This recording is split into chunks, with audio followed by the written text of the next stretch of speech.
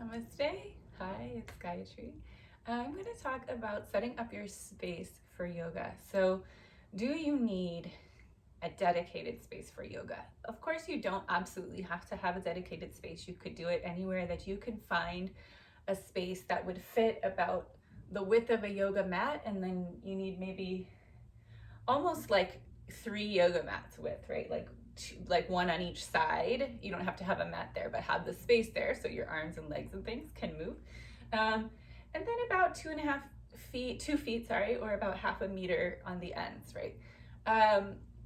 So having just that space, and it is better if you can have a space that's permanent, that's always set up. And the reason why, there's a book that I've been reading recently. It's called Atomic Habits. It's a really good book. I recommend it. But in that book, the author, James Clear, talks about how we're more likely to do something if our environment supports it. So yoga is, of course, more beneficial if you're doing it regularly and doing it consistently. And if you have to move things around and set up a space, or get people out of the room or whatever it is to do it, you're just less likely to do it. So it's really helpful, even if it's just like, a side of your bedroom or something, but just have a space that is always clear and always ready for yoga. It can really, really help you to stay consistent with your practice. So I do encourage you to try to do that if you can. The second thing that you'll need is a mat. Do you absolutely have to have a mat? Again, no, you could do it on the floor, no problem. But I think it just helps to, for one thing, kind of set up your space and designate your space, set it apart. I always like that ritual of like rolling and unrolling my mat too. It just makes me feel like, okay, that's the first thing I do before I start yoga. It kind of helps me mentally prepare. But, that's just me. But you could also use a towel would be okay. It depends on also what kind of floor you're on. So right here I have carpet and I have wood floor. So if you have just a purely wood floor, a towel or something like that might slip a lot. On a carpet, it's probably a little more stable. What I'm using here, I have a yoga rug. So this is actually a woven rug fabric that I like to use for yoga. The rugs are really nice feel, really natural feel under your hands. They make certain poses a lot more challenging, like lateral poses, like warrior poses and things like that, which can be good. It helps you build muscle, but it also can be very challenging. So the classic thing that most people use is a sticky mat. These are made out of various different materials. There's natural rubber ones. I don't know what all goes into the others. There's a price ranges depending on what they're made of, and there's ones that have more special kinds of things in them. So this one I think is just a really basic one, and they start, I think, at about $20. You could probably even find them for less on sale, and then all the way up, there's mats that are $100 and over that are maybe more specialized in terms of what they're made of, maybe like, recycled bamboo or things like that. But the purpose of this mat, what they call a sticky mat, they're not really sticky, but they help your hands and feet to stay in place. So for balancing poses and lateral poses, not as much effort as with the rug. And if you're getting started, I do recommend getting just a classic sticky mat. They do come in different sizes. There's a standard size, which would be good for most people, but if you're tall, 6 feet and up, you can get extra long mat would be good. For children, this one's actually a child's mat. It was my daughter's when she was little, so it's slightly smaller than an adult mat, and she could carry it around when she was young. So pick a color that you like, a design that you like, so you'll feel good when you're practicing yoga. But it is good to have a mat. And then for props, so again, props are not absolutely essential or required by any means. If you're in my classes, I do like to use props a lot, so I do recommend having, if not props, at least something like a household item that can replace it, and I'll go over those right now. So the first prop that's good to have is a block. This is a cork block. These are a little heavier. There's cork blocks and foam blocks. The foam blocks are lighter.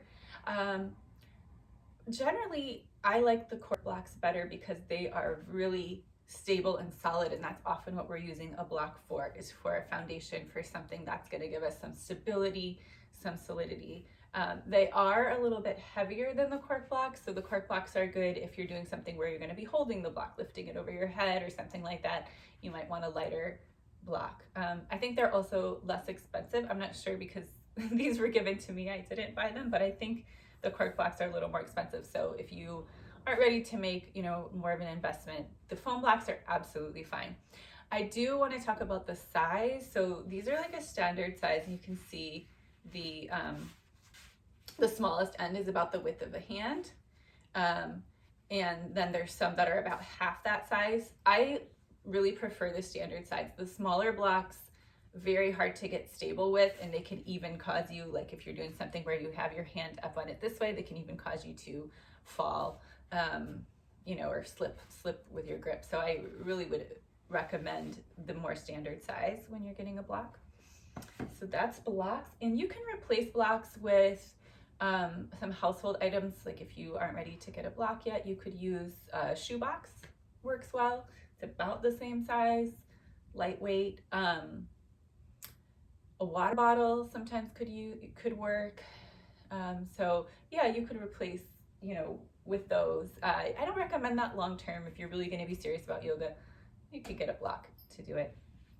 And then the next thing we have is a strap. So this is a strap that's made specifically for yoga. It's a nice like woven fabric. I think this one's 6 feet long, so usually they come in 6 feet and 8 feet. It kind of just depends on what you're using it for. 6 feet is usually fine for most things. If you're not ready to get a strap, there's a million things you can use instead of a strap. You just need like a long piece of fabric. So a scarf, a belt, a large sock, a pair of tights, a pair of, some stretchy pants or something like that. All those things could work as a strap as well. But it is nice to have something that's dedicated just for your yoga practice.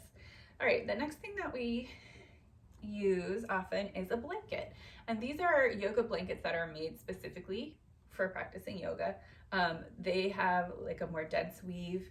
So some blankets, like a down comforter would be an example, that has a lot of air in it, a lot of give to it. That's not going to work as well, because we use these to put parts of our body on and they give us support, but with cushioning, whereas the block is like a more, flat surface. So these allow us to kind of sink into the surface a little bit, but if we sink into it too much, like we would with, something like a down comforter or a very soft blanket, then it's not going to really provide enough support. So a towel actually works pretty well, a large towel, like a beach towel or something like that, in place of these yoga blankets. So if you don't have a yoga blanket, I would actually recommend usually a towel is the best thing to take the place of it. And we use these they're so versatile because you can fold them, you can roll them. So we use them for a lot of different things in my classes.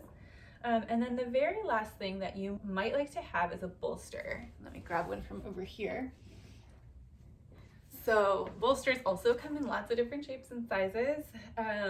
This is a little bit on the smaller side, and they're just made of like a nice dense stuffing material, whatever's in there. I think this one's cotton inside, and again, you support your body on them in different ways. I think the bolster, if you were going to get props, the first one I would get would be the blanket.